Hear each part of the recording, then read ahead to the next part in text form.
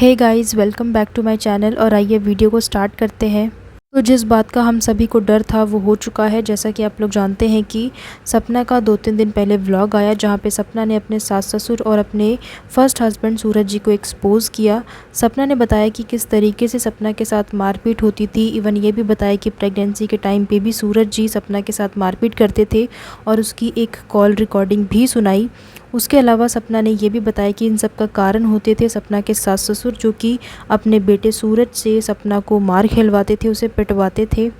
2-3 दिन के बाद सपना दोबारा से वापस आ चुकी है और सपना का थोड़ी देर पहले ही व्लॉग आया है जहाँ पे सपना ने ये बताया कि अब वो अपने ससुराल में नहीं है, वो अपने ससुराल से आ चुकी है। और ये भी बताया कि जब उसका व्लॉग आया पिछला वाला जहाँ पे उसने सास ससुर को और फैमिली को एक्सपोज़ किया कि उनकी असलियत क्या है, उसके बाद घर में बहुत बवाल मचा। और जैसा कि सास ससुर जानते थे कि जो सपना है उसका जो स्ट्रेंथ है, उसकी जो मतलब जिससे उसको हिम्मत मिलती है वो सिर्फ़ और सिर्फ अंशु ही है। अगर उस घर में अंशु है तो सपना है, अगर अंशु नहीं रहेगी तो सपना भी नहीं रहेगी। ये बात सास ससुर बखूबी जानते थे और उन्होंने यही चीज़ की। सपना का मेन पिलर जो थी अंशु, उसको ही उन्होंने वहाँ से हटा दिया। अंशु को उन्होंने वहाँ से हटा दिया और बोला कि वो अपने घर चली जाए। और ये लोग जानते थे कि अगर अंशु नहीं रहेगी तो सपना भी नहीं रहेगी, और ऐसा ही हुआ। वो अपने प्लान में सक्सेसफुल रहे।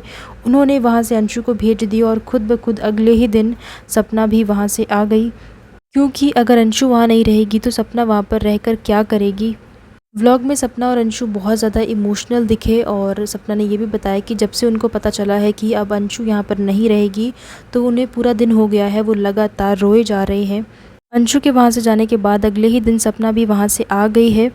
सपना जब अपना ससुराल छोड़कर अपना सारा सामान पैक करके जब वहाँ से जा रही थी तो सास ससुर ने एक बार भी पूछा भी नहीं कि तुम कहाँ जा रही हो, कहाँ रहोगी, कैसे करोगी, 2 बच्चियाँ हैं, तुम उन्हें कैसे मैनेज करोगी, ये तक नहीं पूछा। सिर्फ़ और सिर्फ उनको अपनी प्रॉपर्टी पैसों की पड़ी हुई थी, उसके अलावा उनको अपनी पोतियों की भी नहीं पड़ी थी। जैसे कि सपना की सास हमेशा कहती ही थी कि तुम्हारा इस घर में कुछ नहीं है, एक भी चीज़ तुम्हारी नहीं है, जो है वो सिर्फ़ हमारा ही है। और आज उन्होंने वो साबित भी कर दिया। सपना ने अपने व्लॉग में सास के साथ हुई एक कॉल रिकॉर्डिंग भी सुनाई, जिसे सुनकर आई एम कम्प्लीटली शॉक्ड कि कोई ऐसा कैसे बोल सकता है। कॉल रिकॉर्डिंग में बहुत ही क्लियरली सुना जा सकता था कि उन्हें इस बात से कोई प्रॉब्लम नहीं है कि सपना वहाँ से जा रही है। उन्हें अपनी पोतियों को लेकर भी कोई दुख नहीं है कि वो अपनी पोतियों से दूर हो जाएंगी। उन्हें बस इस बात की पड़ी थी कि उनकी प्रॉपर्टी उनके पैसों की पड़ी हुई थी, क्या मेरा है क्या तेरा है, सिर्फ तेरा मेरा ही कर रही थी, उसके अलावा वो कुछ नहीं कर रही थी। सपना ने अपनी सास को ये भी कहा कि जो चीज़ें मुझे राजीव जी ने दिलवाई हैं क्या वो भी मेरी नहीं है। तो सास ने बोला कि हाँ, वो भी तेरी नहीं है, तेरा इस घर में कुछ नहीं है, तेरा सिर्फ वही है जो तूने सिर्फ अपने यूट्यूब के पैसों से कमाया है, उसके अलावा तेरा कुछ भी नहीं है। मतलब कोई इतना सेल्फिश कैसे हो सकता है। एक बार भी नहीं पूछा कि तुम लोग कहाँ जाओगे, कैसे रहोगे, क्या करोगे, ऐसा कुछ भी नहीं पूछा। उनको सिर्फ़ और सिर्फ अपने पैसे, प्रॉपर्टी, इन सब से ही कुछ लेना देना है। उसके अलावा उनको सपना से या फिर दोनों बच्चियों से, उनसे कोई लेना देना नहीं है। इसके बाद सपना ने अपने ससुर के साथ भी एक कॉल रिकॉर्डिंग सुनाई। ससुर के साथ जो कॉल रिकॉर्डिंग थी वहाँ पे सुन के मुझे ऐसा लगा कि जो ससुर हैं उनके आसपास कोई ना कोई इंसान तो ऐसा था जिन्होंने उनके डिसीजन को लास्ट मोमेंट पे चेंज कर दिया। सपना ने अपने यूट्यूब के पैसों से बहुत कुछ लिया था। सपना ने राजीव जी के साथ मिल के मथुरा में एक घर लिया था, उसके अलावा कुछ प्लॉट्स वगैरह भी लिए थे। तो सपना अपने ससुर से बात करती हुई दिखी, जहाँ पे सपना ने अपने ससुर जी को बोला कि या तो आप वो घर ले लो, मैं आपको उसके पैसे दे दूँगी, या फिर आप मुझे पैसे दे दो, उस घर में मैं रह लूँगी। तो पहले तो ससुर जी ने बोला कि हाँ ठीक है, घर तुम ले लेना। लेकिन उसके कुछ सेकंड के बाद ही देखा गया कि एकदम से उनका डिसीजन चेंज हो गया और उन्होंने बोला कि नहीं, घर तो मैं लूँगा। और ऐसा लगा कि उनके आसपास कोई तो था कि जिन्होंने उनके डिसीजन को लास्ट मोमेंट पे चेंज कर दिया। जबकि वो ये बात जानते हैं कि सपना के पास अभी कुछ भी नहीं है, उसके पास कोई घर रहने को घर नहीं है। जिस घर में वो लोग अभी भी रह रहे हैं, सास ससुर के पास वो भी घर है, उसके अलावा जो मथुरा वाला घर है उन्होंने बोला कि हम लोग उसमें शिफ्ट हो जाएंगे, क्योंकि अंशु भी यहाँ पर नहीं रह रही है और तुम भी यहाँ से चली जाओगी। उन्होंने एक बार भी ये नहीं बोला कि तुम दोनों, यानी कि तुम और दोनों बच्चियाँ जो हैं वो कहाँ जाओगी, कैसे रहोगी। उन्होंने एक बार भी ये बात नहीं पूछी। इस कॉल रिकॉर्डिंग के दौरान ससुर जी बहुत ज़्यादा रिलैक्स लग रहे थे। उन्हें किसी प्रकार की कोई टेंशन नहीं लग रही थी कि उन्हें कोई टेंशन है कि सपना यहाँ से जा रही है, उनकी दोनों पोतियाँ वहाँ से जा रही हैं। इस बात की उन्हें कोई टेंशन नहीं थी, वो बिल्कुल रिलैक्स थे। सपना ने बताया कि वो अपने ससुराल से सिर्फ वही चीज़ें ले जा रही है जो उसने खुद कमाई है, जो उसने खुद के पैसों से ली है, स्नैपी गर्ल वाले चैनल से ली है, सिर्फ वही चीज़ें ले जा रही है। उसके अलावा वो ससुराल का एक भी चीज़ नहीं ले जा रही है।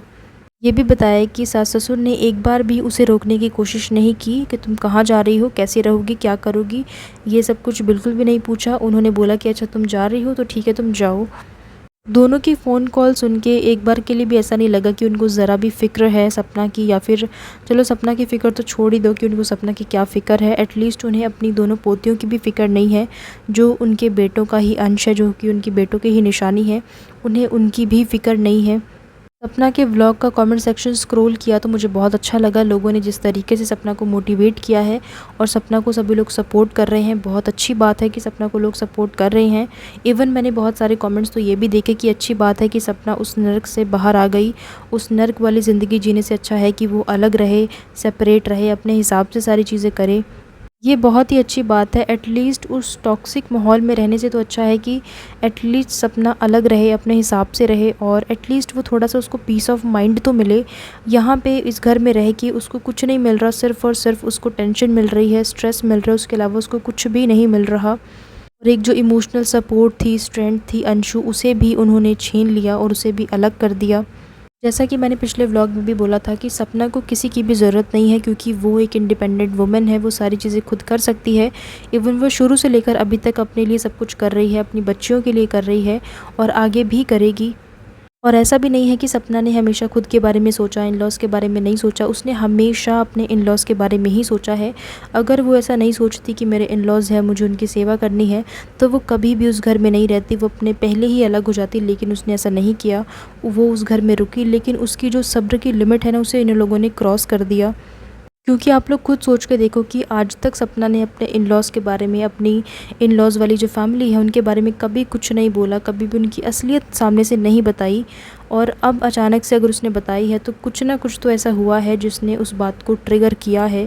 क्योंकि जब उसको इतना ज़्यादा कुछ बोला जा रहा है, हर चीज़ के लिए उसी को ब्लेम करना, तो फिर कभी ना कभी इंसान तो फेड अप होगा, कभी ना कभी तो उसके अंदर सारी चीज़ें भर जाएँगी और कभी ना कभी तो वो बाहर निकलेंगी। सपना से लोग बहुत ज़्यादा मोटिवेट होते हैं कि वो अकेली अपने दोनों बच्चों को मैनेज कर रही है, सारी चीज़ें खुद कर रही है। इतनी सारी मुश्किलें आने के बाद भी वो हँस-हँस कर सारी चीज़ें कर जाती है। सपना के साथ जो भी हो रहा है वो बिल्कुल भी सही नहीं हो रहा है और किसी के साथ भी नहीं होना चाहिए। सो गाइज़, इसी के साथ मैं वीडियो को एंड कर रही हूँ एंड आई होप कि आप लोगों को मेरा ये वीडियो पसंद आया होगा।